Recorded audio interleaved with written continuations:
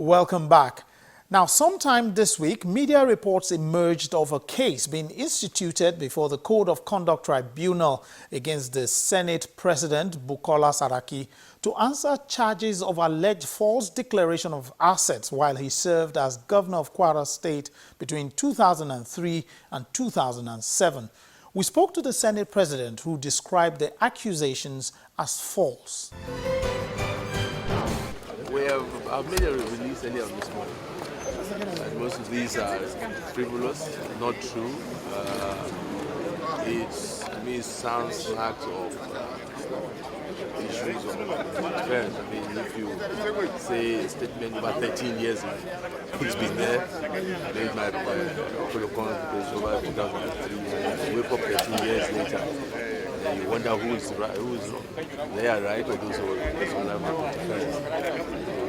I've always done my declaration and defend those things. Just we'll continue to do our work. You feel you're being witch-hunted because of your position? There's no doubt about it that it is mischievous. It is not correct. The issues there are not true. And as far as we are concerned, we're not shaking. We focus on what we have come here to do. Elected by the people, elected by my colleagues, to work for what is good in the interests of this country. And along the way, we'll do that work. And I think we should be. We thought these things like this are done with this election. And to demonstrate his resolve that he is not bothered, the Senate President spent most of the week meeting different groups in his office. The Nigerian health sector is one faced with a lot of challenges, and one of the most critical is the issue of funding. In a bid to address this issue, the leadership of the Nigerian Medical Association has approached the leadership of the Senate. Budgeting and management is a major key to success in any business. Over the years, a call has been made on the need towards prioritization of health financing to ensure that a minimum of 15% of the Nigerian budget is committed to developing a healthcare system. And lack of diversification could explain the low national budgetary provision for health. Today, we are here to make an investment case for health, that greater investment of resources in healthcare delivery of our nation would ultimately result in bumper economy and therefore well-being of our nation. The Senate President said the Senate is prepared to assist, as the health sector has to be developed to check health tourism and the high rate of brain drain in the sector.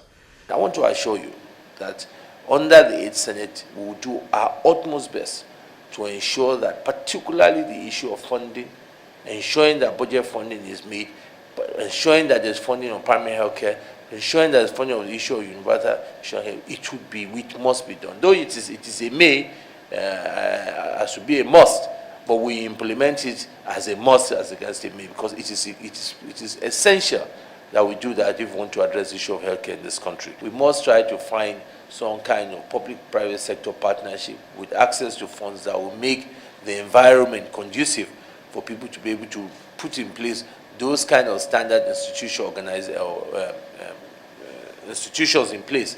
So instead of people still going to India, we can have those kind of institutions in place. We can have good hands who have left the country, those who are here, to be able to see how we can provide those kind of standards here. The leadership of the Senate also met with officials of the National Open University of Nigeria. The issue of funding was once again at the heart of the discussion. The lawmakers also committed to assisting in every way possible. To assist the Open University, one of our biggest predicament is that we have vacancy to employ many Nigerians in the Open University, especially at the academic and non-academic levels. But the problem we have is we do not have enough money in our budgetary allocation, especially for staff salaries. The 8th Senate will continue to support your institution, and whatever you believe you want us to do. Of course, you've talked about the issue of funding, but we can also look at laws that you believe will make it even more. Though it was established since 1983, that's about over 30-something years ago. I'm sure the laws then might not still be as applicable now. There are areas that we need to review to make it more effective, to be able to see that you can get in more students, to be able to see that you can have greater impact on our society. I think we should look at that. A delegation from the Public Complaints Commission were also at the National Assembly to meet with the Senate President. They touched on the challenges they face in the course of their work. We want to let you know that we have settled down after the inauguration in April. And we have reviewed the job and expectations Nigerians place on us.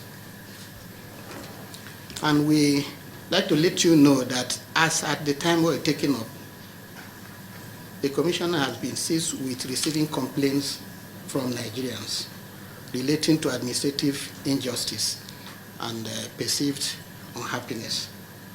And the procedure defined has been to make contact with respondents to give their view. That is the response. We come to the conclusion, and the bane has been that most respondents, when contacted, don't respond. That has been the bane.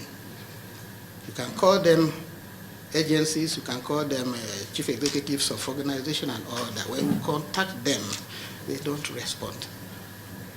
But we are protected under the Act. So the current team will come to the conclusion that we should do everything possible and work as a flatter to ensure that the necessary provisions of the Act are invoked on anybody who refuses to respond to invitation or requests for information relating to complaints that the Commission received. If I may mention some prisons, power holding company, National Housing Fund, these are the areas that Nigerians of all backgrounds have sent in so many complaints that we are reviewing using the usual arm of getting complaint, review them, take decision, communicate. Proactively, we have decided that to be more effective, we don't have to wait for these complaints to come from Nigerians. We are going to interact in a public forum, what we call now public forum, with the various stakeholders to now proactively address areas that could bring complaints by Nigeria. By doing that, we believe that we'll be redressing in bulk form what we may call a bulk complaint redress. The Senate President challenged the Commission to step up its work, even as he promised that the Senate will assist them with all necessary legislation. And I think I want to assure you that the Senate will do all that we can so that you will have bite. It's not just for you to be there, you must be able to implement. The idea of a respondent not feel that he must call and answer you. You must show your strength to be able to do that. And be assured that we'll back you fully.